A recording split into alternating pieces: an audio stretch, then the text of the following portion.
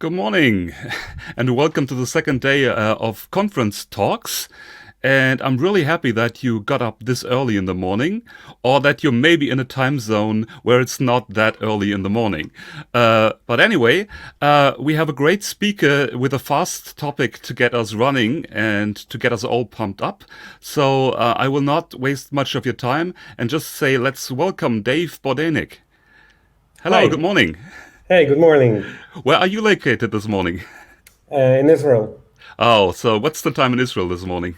9 a.m. Oh, this is much nicer. Okay, so you work for NVIDIA, Right.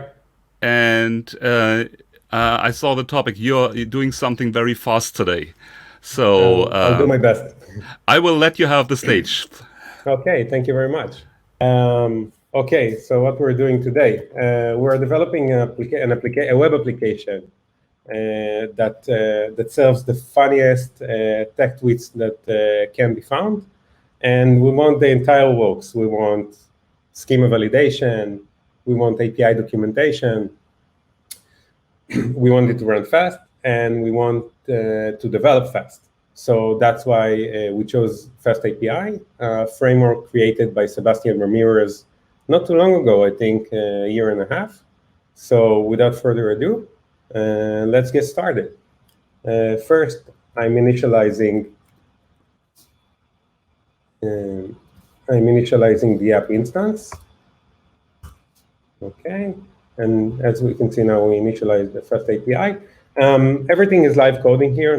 The only thing that is prepared in advance is the tweets database and some files with comments that will guide it through. So right now, I'm going to write something that will display those comments during the session. I'm going to use a feature called event handler and then I'm going to use the startup event. So let's see how it goes. I'm annotating the app and I'm saying on event, and the event that I'm providing it is the startup event. Okay, and right now I'm going to open a comments file. Sorry about that. Okay, and I'm using Calcite to display it. I'll format the JSON a bit.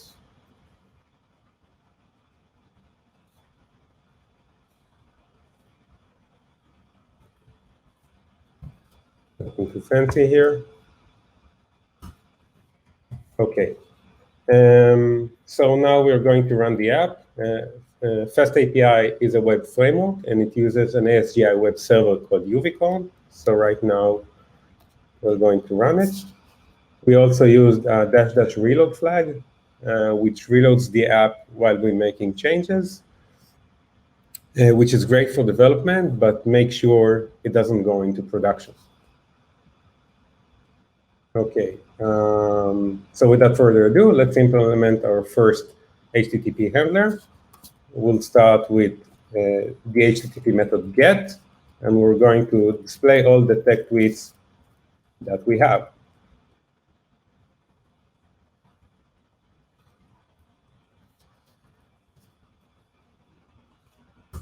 Okay, and now I'm opening my database, which is a JSON file. I'm not saying that this should be a production database, but I'm not saying it's not, but it's not the problem that we're trying to solve at the moment. Okay. So the app got reloaded, and okay, so we have a first web application, and how can we consume it? I like to consume it with a command line application called CRL. It's everywhere. It has all the features that you want, and you're in your IDE store, so that's great.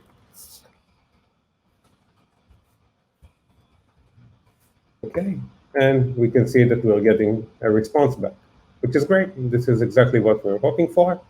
I like to combine it with an additional command line application called JQ, and it prettifies JSON output, so it's much more pleasant on the eye. Okay.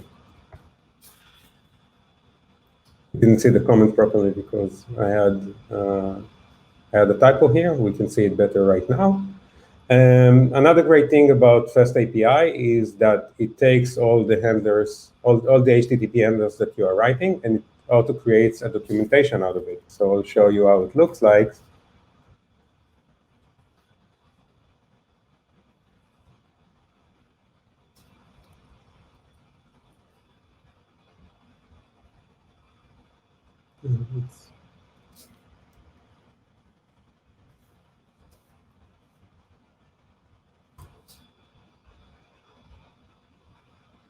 Okay, it doesn't let me show it to you.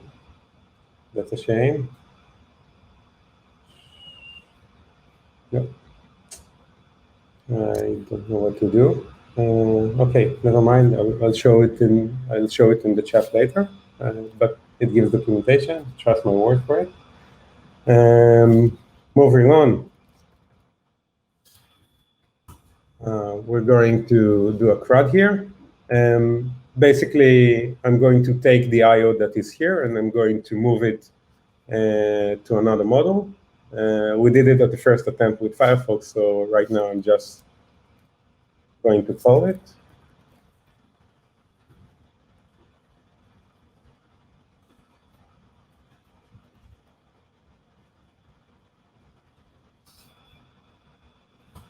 We fixed the import. You can see the app got reloaded, and we can see that it's still working. What I did here with the I/O, it's a similar pattern. FastAPI has an amazing project generation template. And in that project generation template, you can see everything: development, deployment, front-end, back-end, tests, everything.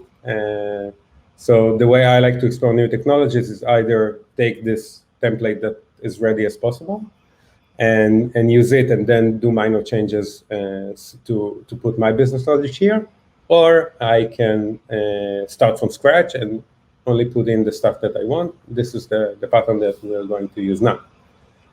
Okay, so this was about Crud. Moving on to our next example. Okay, you can use FastAPI as both synchronous and asynchronous. You can also use them together, meaning that here we abstracted the I/O, but if this I/O is non-blocking I/O, we can make the HTTP handler async, and our application can still work, and we can also do a mix and match. Moving on is we're going to talk about query params. FastAPI has an interesting approach here. It uses a dependency injection pattern, meaning that those parameters are not available during development time, but at runtime, they magically appear. So let's start with query params. As our tech tweets database gets larger, this call gets slower, and we want to limit what's being returned here. If we have a UI, we might also want to page it. So there are many use cases for it. So I'm saying that it has a query param named size, and its type is an integer. And right now, I'm going to slice the array that is being returned. The app is being reloaded, and let's see that it's working. I'm adding a query param named size, and you can see we have less stuff coming back. Moving on, we have URL params.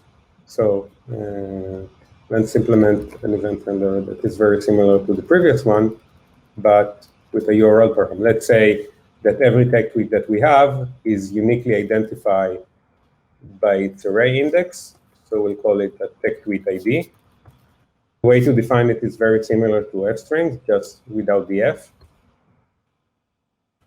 And I'm injecting the tech tweet ID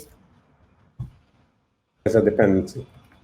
So right now, I'm saying that our Crud returns get at tech tweet ID index. Let's see if we implemented it. Yeah, we implemented it.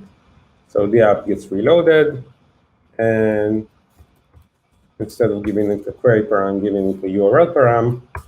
And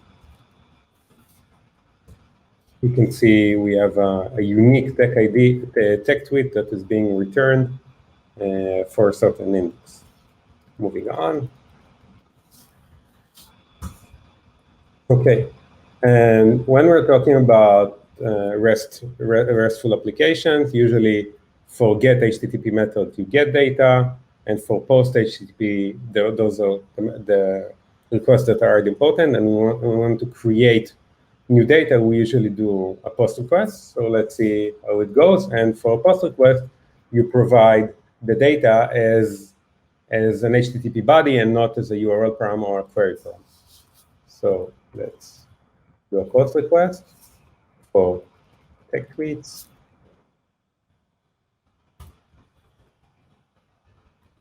Call it create tweet. You want to add something.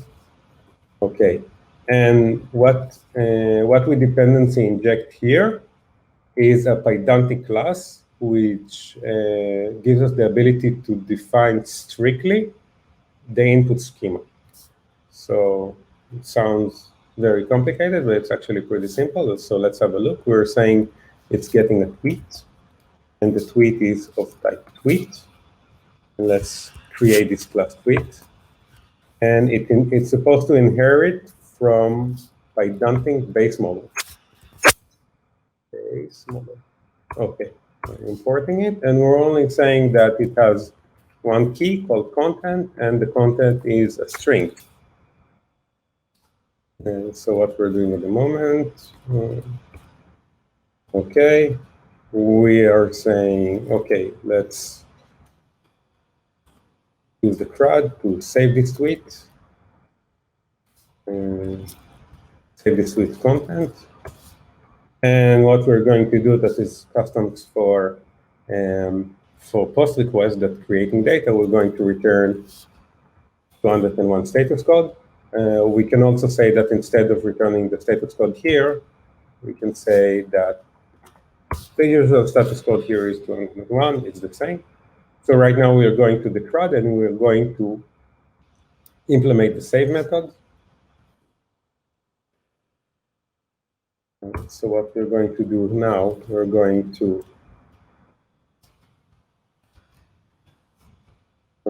append it to our database, and we're going to save it so it will be persisted between reloads. We'll open the file for writing, and instead of loading, we'll do a dump.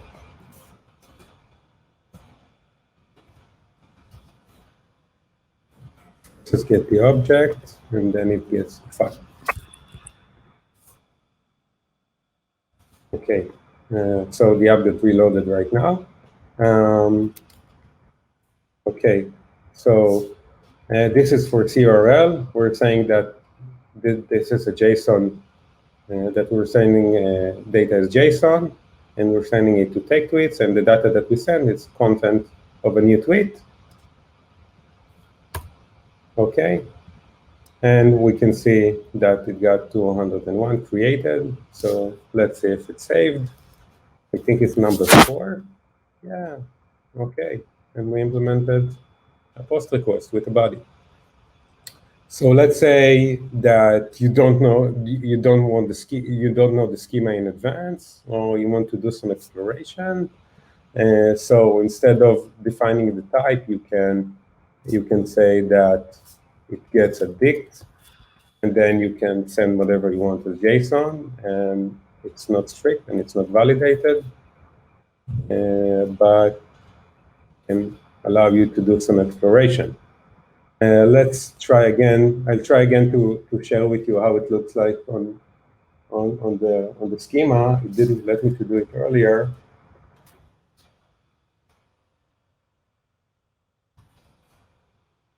See if it will behave right now. Yeah, okay, everything is here.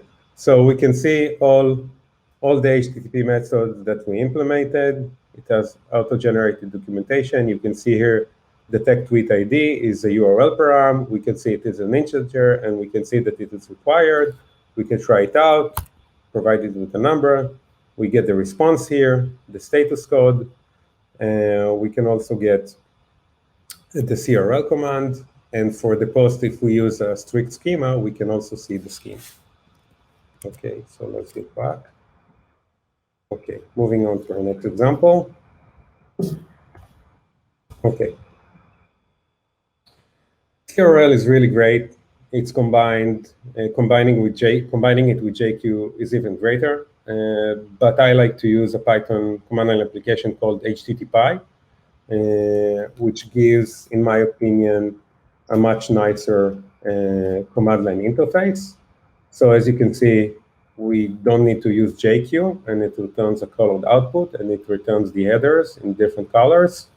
I prefer to use applications like command line application like CRL and HTTPy instead of using like external applications like Postman, because everything is in my IDE view. I don't need to go out. I'm inside the development scope, and this is my preference. I hope you like it as well. Okay. Right now, we're going to talk about testing. Okay, let's say that, okay, we have an application. We already see that in, I don't know, 15 or 20 minutes, we already implemented 3 HTTP handlers. If you develop this application for months, you can have hundreds of thousands of HTTP handlers, and they might be simple, they might be complicated, but every time you make a change before you deliver it to the customers, you want to make sure that everything is working. So you're going to the command line application and you're trying each route, hopefully. So I know incorporate everything in the test suite. This will be much more maintainable. Okay. So the recommended way to test FastAPI applications is with PyTest. So it provides a test client. Input is wrong. We can fix it. The test client gets the application as input, and you write a function that starts with test underscore, and it will be picked up by PyTest. And then I can say response is client get. By the way, the syntax here is request syntax. So if you know request, you know how to use the test client. I'll give it a param. Okay, and let's assert something. The status code is 200. Okay. I run it through PyCharm. It can be run through command line as well, but I prefer to do it through PyCharm. And we can see here that the test passed. Cool. So HTTP has a lot of status codes. REST API has a lot of status codes, and sometimes you have to use a bunch of them, and you go to other projects and you get back and you have new team members that are not necessarily familiar with web application. So do yourself and everyone a favor and just be explicit. Instead of saying 200 or something else, like we had 201 earlier, say use a built-in enum called HTTP status and say, okay, it's much more explicit. If you have a large test here, you can understand what is supposed to happen in the entire flow. So be explicit about it. It will be easier to maintain your application like this. So using a test client like this is nice and everything, but it has some limitation.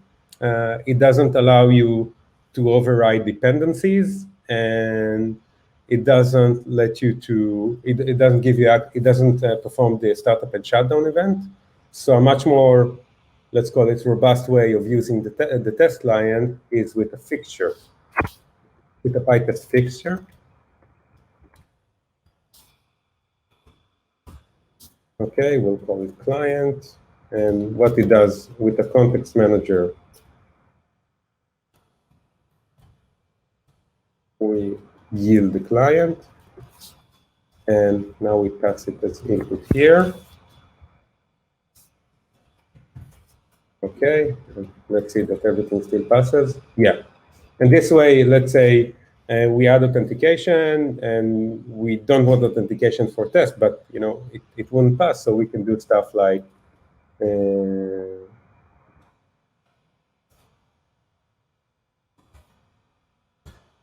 override the, let's say, get current user and set it as me. And this way, we don't need a authentication for application. This is uses that only that can only be executed in test if you're using it as a fixture and with a context manager. So let's see that everything still passes. Okay, cool. Another feature that I like to use, I use it in PyCharm. It's called Toggle Autotest, but it's also there are several tools in with PyTest that allows you to do this. I think Python XDist or Tersmon or something like this, or even both. So basically, what it means that if you have something that fails, let's fail something on purpose. What we tested the query problem. Okay, so let's say instead I have a bug here and I'm raising an HTTP exception. Once again, I'm explicit. The status code is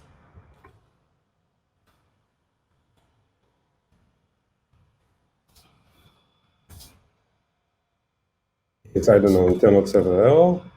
So you see, the test got auto rerun. I didn't have to do anything, and it failed. And I'm getting an explicit failure message saying it expected to get an OK 200, but it got an internal server error of 500. So right now, I'm fixing the bug. And again, I'm not doing anything, and I hope.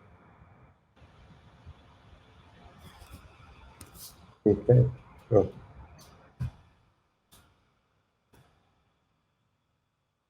Okay, and the test got rerun, and it ran successfully. So that's a great pattern. I'll recommend you all using. One last thing that I like to talk about is that when you develop a FastAPI application and it gets bigger, then your schema also gets much more complicated, and the input for the OpenAI specification 3, which is the UI that I showed you earlier of the API documentation, might break. So what I like to do, I like to add a test that the documentation is generated. So right now I'm only delivering an application that I know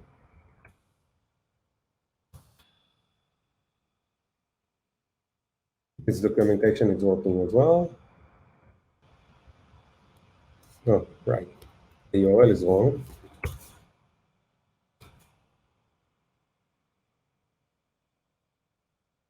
Okay. So that's it. I hope you enjoyed this talk, and I hope you'll develop a web application using FastAPI. And thank you very much. Anyone has any questions?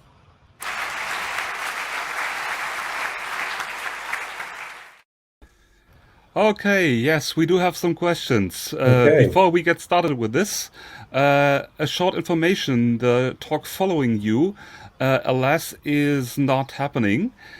So we have some more time for Q&A.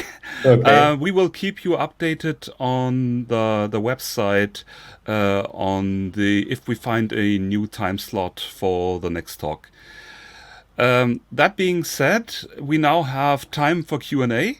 And I did not have time because everything was a bit chaotic to prepare the banners, so I'll just have to read these.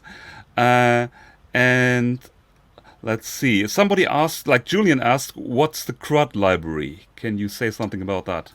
Okay, it's not a library. It's like a package that I wrote. It's like a Python package inside this project that only abstracts the IO a bit. So nothing too fancy here.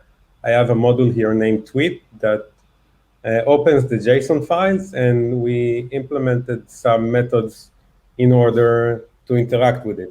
Like in a real-world application, you'll probably have a database driver here, and maybe a database connection. Probably the database connection will come from somewhere else, and it's only an API to interact with your data lake. Okay, I've got a question from Dragos, and the question is, it would be interesting to see how you package that all and deploy it in a production environment. Maybe you can Okay. give some tips on doing that. Yeah, sure.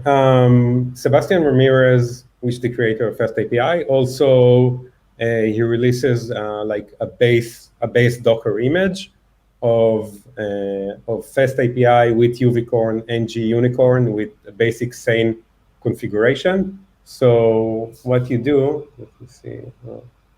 Let me try to do this live. So you're saying from the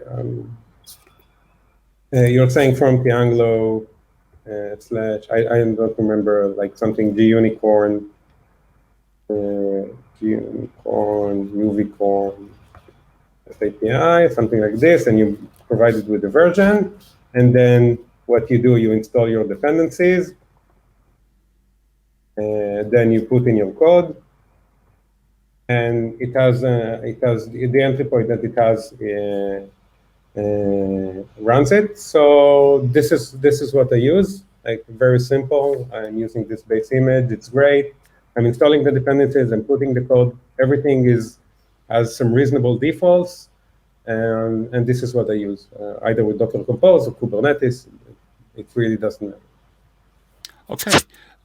You showed, that's a question from Diego. You showed that you showed URL handlers as functions. Can you group them in a class as methods instead? I haven't tried, but it makes sense to do so. But it doesn't. I know why you asked the question, because of like Flask has this connection, I think, or something like this. Like it really makes sense. I think it's possible. I haven't tried it. It doesn't feel so comfortable. It doesn't feel so comfortable to do it with FastAPI. FastAPI feels more like functions-wise instead of object-oriented wise. But I think it's going to work as well.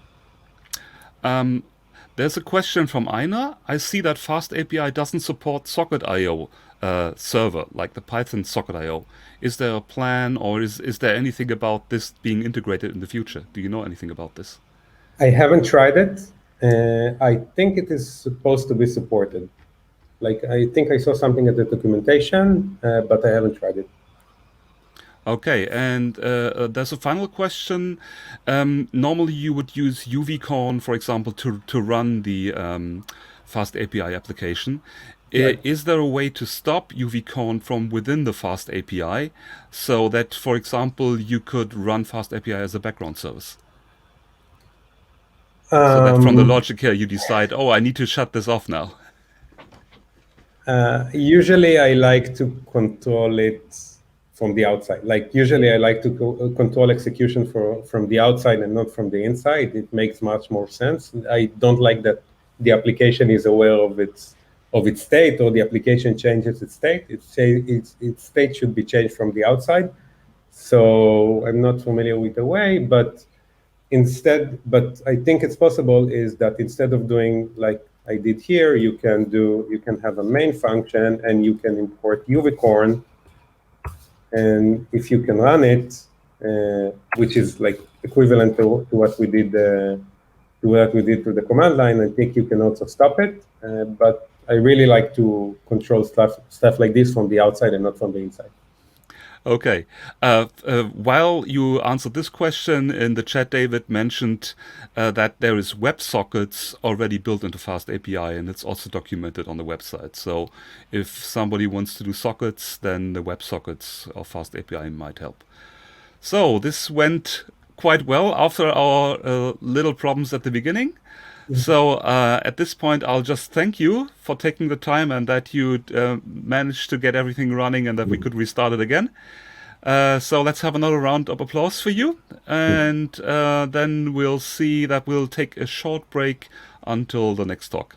So let's see if Vince is there. I'll just say applause, and let's see. Otherwise, I'll just give you a short applause. Thank you, everybody.